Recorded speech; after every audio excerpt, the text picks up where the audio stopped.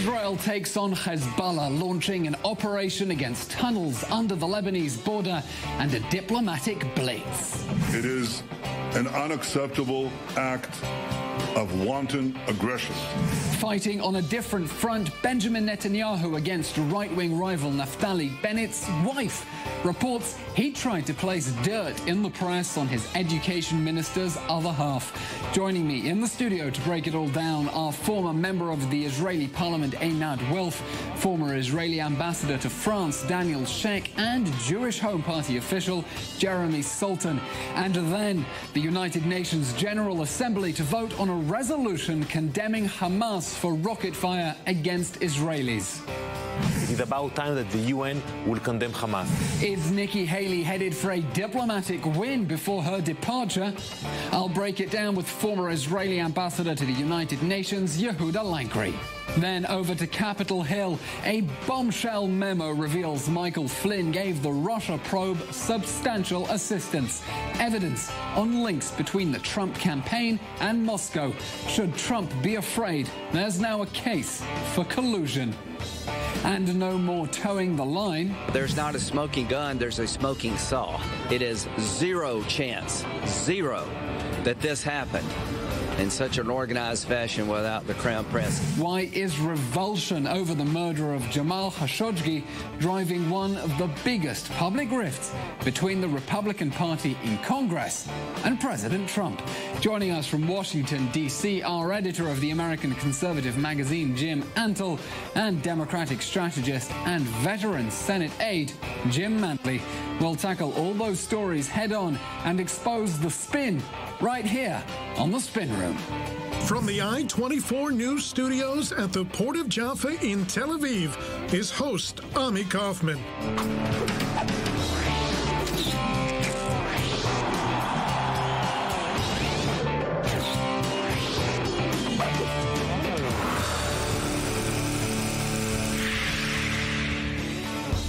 Welcome to the Spin Room. I'm Elon Levy, standing in for Ami Kaufman. Israel is on a diplomatic offensive to support its Operation Northern Shield, a mission to destroy Hezbollah tunnels from Lebanon. Tunnels, it says, were meant to transport terrorists into Israel to conquer parts of the Galilee.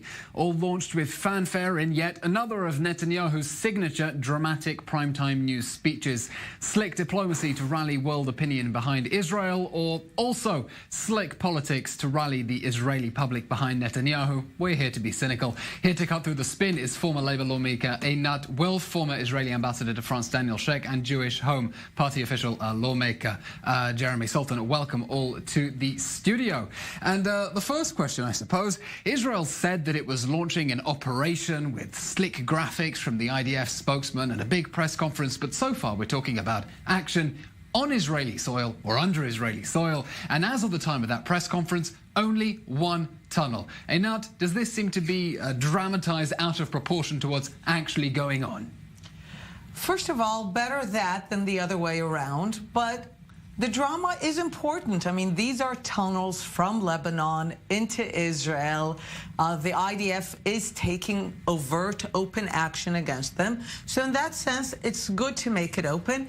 The overt element, I know we're here to be cynical. Of course, it has political benefits, but it is also part of the diplomatic offensive. You have to make it open in order to get the world to rally around the issue and to conduct the diplomatic offensive. Ultimately, what we know about Netanyahu is he's a very risk-averse person. So if he can talk grand but do things that are not as risky, that is his favorite mode of operation. And yet, all the same time, Jeremy, calling this an operation with all this fanfare, where we're talking about the Israeli army undertaking what is essentially an engineering task inside Israel. No one spoke of launching an operation when Israel destroyed Hezbollah, Hamas tunnels in the south. A little bit over the top, briefly. Let's be a little less cynical. There's some pretty nice videos if you check out the IDF Twitter feed. And yes, Israel is winning again. The IDF is being on the offensive. We're taking a quick break. When we come back, more political theatre than theatre of war. We're turning critics of the drama around Israel's operation in the north.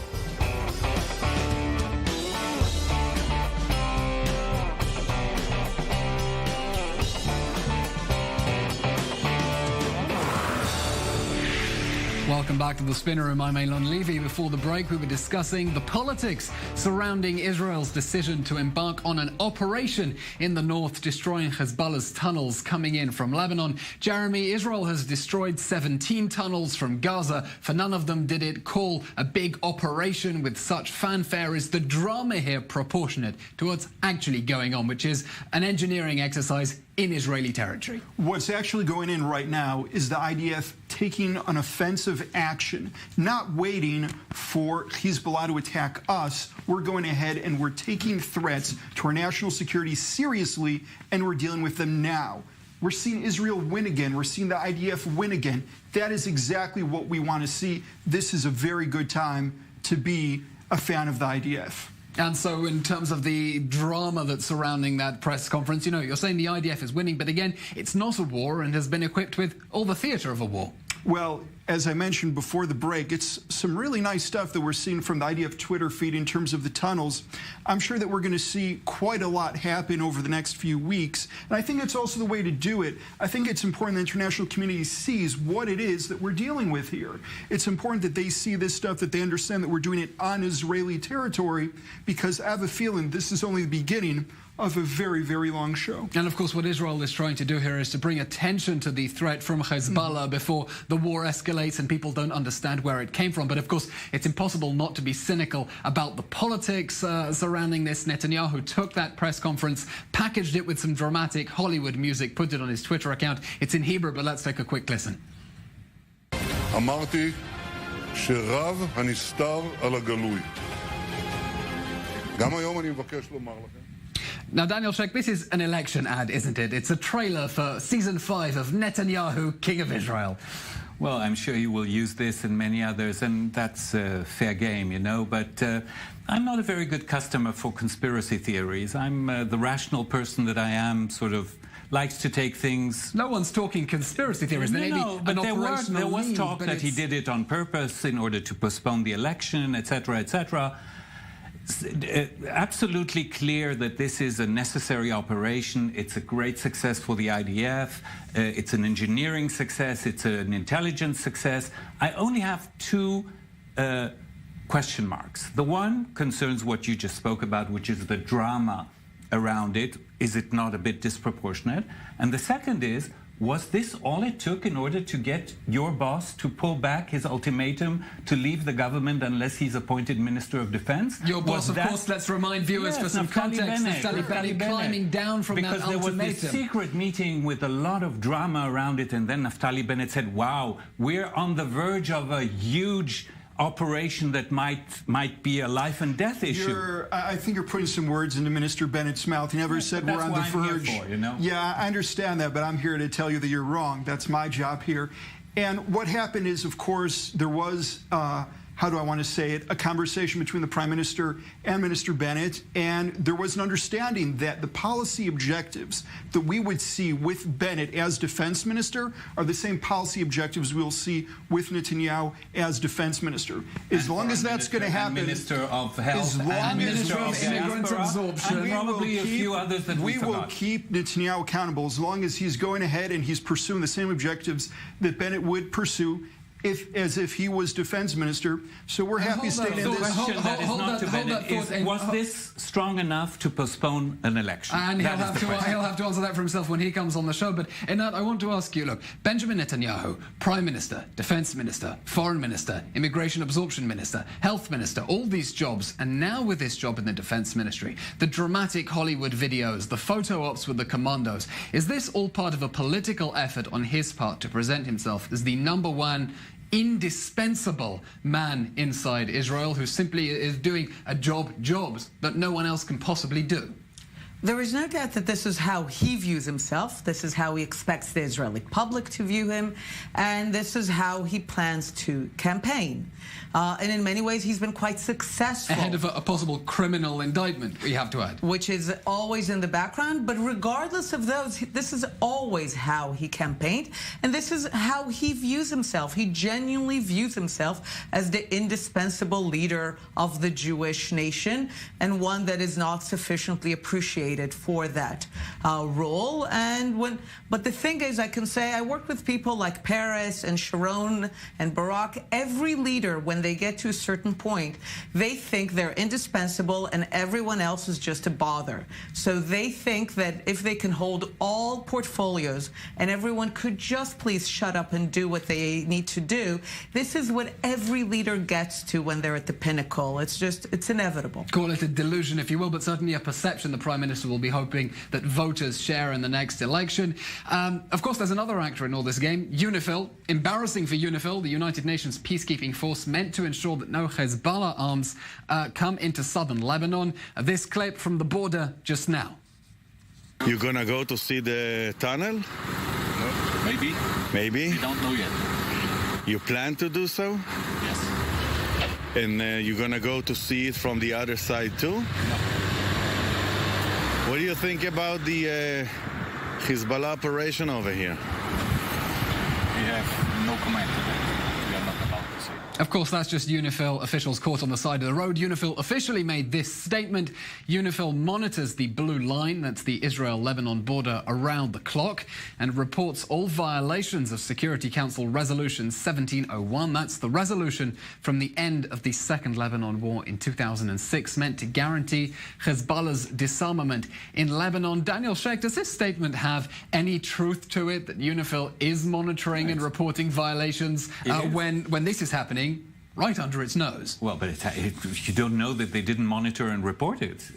Of course they do, but that's all they do, and honestly, that's all anybody expects from them. You're suggesting they were monitoring and reporting on the construction of these tunnels? Absolutely not. No, I thought you were asking about the destruction of the tunnels. No, of course not. They weren't doing, evidently they weren't doing that job. Maybe they didn't have the technology that Tzahal, the IDF has, and it took us a few years. They don't have the will. It's not about... Yeah, exactly. But UNIFIL, you know, quite honestly, nobody expects anything from UNIFIL seriously on the ground. It has to be there because there's a UN resolution that says it has to be there. But when push comes to shove, nobody in Israel will count on UNIFIL, and quite honestly, nobody in Lebanon will count on UNIFIL. And indeed, a lot of spin from the international community, perhaps calling on Israel to accept peacekeepers in other areas, something, Jeremy, especially your part of the political map, the right are sceptical about, but we're all going to carry on with your side of the map as well, Jeremy, because we have to move on to our next topic, which is politicians talking trash about each other's wives. Yes, it's come to this.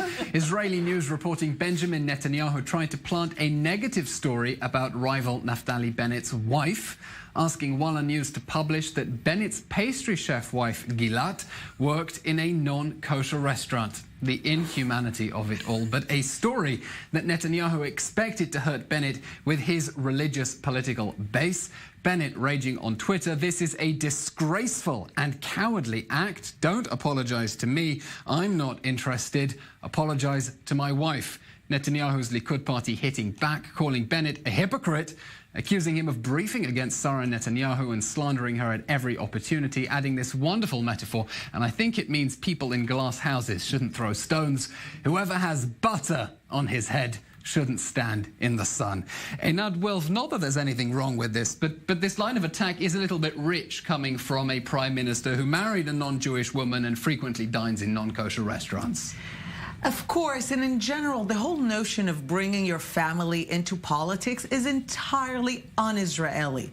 This is an import that used to be un-Israeli. It still fundamentally is. It is an import that Netanyahu brought in the 90s, somehow thinking that Israelis care about their prime minister appearing with a wife and 2 children.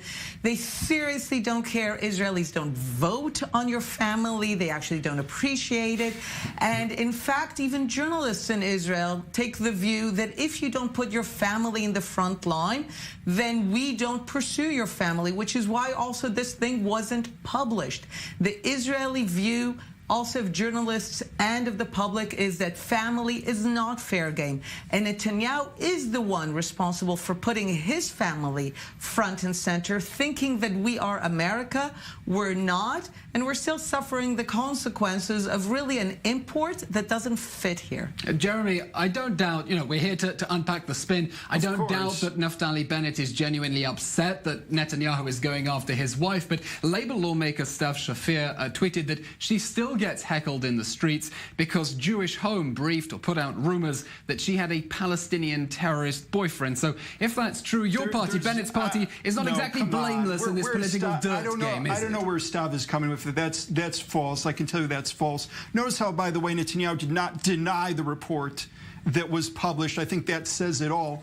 And in terms of, going ahead and trying to pass this off, we saw Tal Schneider, Ben Caspit, a lot of journalists come out and say, listen, what Netanyahu is saying here is ridiculous. Naftali has never opened up, despite the countless attempts by journalists to get him to talk about Sarah Netanyahu. He refuses to do so. Yes, and this was perhaps the big fake news spoiler in that statement. They're dying for him to open up. Right, in the big fake news spoiler in that statement from the Likud, accusing Bennett of not wasting an opportunity to besmirch Sarah Netanyahu. I've listened to countless radio interviews. Journalists ask him about it, and to Bennett's credit, he never says a word about what happened when he was working in the Prime Minister's office. Bennett is trying to bring a different type of politics, and that is to actually go ahead and be a nice person. You can go ahead and articulate your views without bringing family into this. It's really despicable. I am disappointed when I hear that this is the way that my Prime Minister is acting. Einat, I see you making little motions with your... One moment, I'll get on in 1 second. I see you making little motions with your head. You're slightly sceptical about this claim for a kinder, gentler politics from Bennett.